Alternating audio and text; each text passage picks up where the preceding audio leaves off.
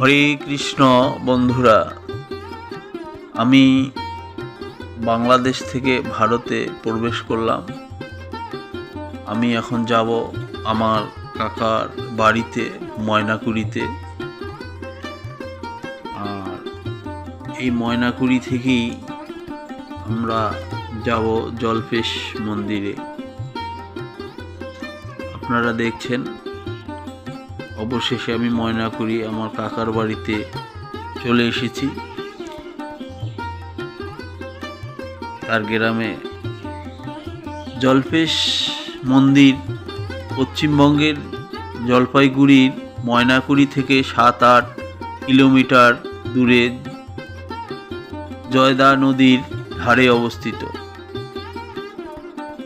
ভ্রমরী শক্তিপীঠের ভৈরব হলেন জল্পেশ মন্দিরটি।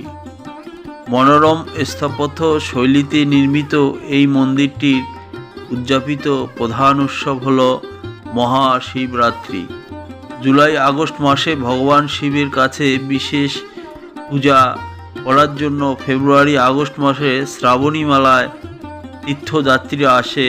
সপ্তদশ শতকে মন্দির তৈরির পর থেকেই এখানে শিবরাত্রিতে বিখ্যাত মেলার সূচনা। বন্ধুরা, সেই থেকে মেলাটি গোটা রাজ্যেরই প্রাচীন মেলাগুলির অন্যতম। মেলাতে কয়েক লক্ষ লোকের সমাগম হয়। ডুয়ার্স যখন ভুটানের অংশ ছিল, তখন ময়নাকুড়িকে কেন্দ্র করেই পাহাড় সমতলের ব্যবসা হতো। ফলে এই মেলায় বাণিজ্যিক গুরুত্ব ছিল অসীম। ভারতবর্ষের স্বাধীনতা হওয়ার আগে এখানে হাতি বিক্রি হতো। নেপাল, ভুটান, বাংলাদেশ এবং অন্যান্য নিকটবর্তী রাজ্যের লোকেরা এখানে মেলায় আসে।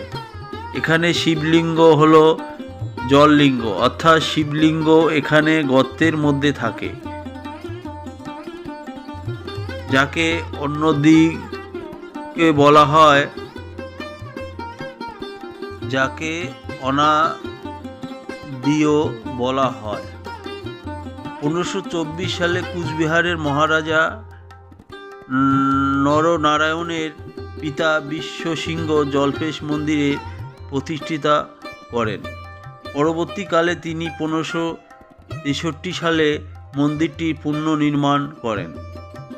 আবার বছর পর রাজা প্রাণনারায়ণ 1663 খ্রিস্টাব্দে এই মন্দিরটির পুনর্নির্মাণ করেন। বন্ধুরা, আপনারা ভিডিওটি দেখুন, আশা করি অনেক ভালো লাগবে। আর আমার এই ছোট্ট চ্যানেলটিকে লাইক, শেয়ার, কমেন্ট, সাবস্ক্রাইব করুন। সবাইকে আবারও ধন্যবাদ। হর হর মহাদেব।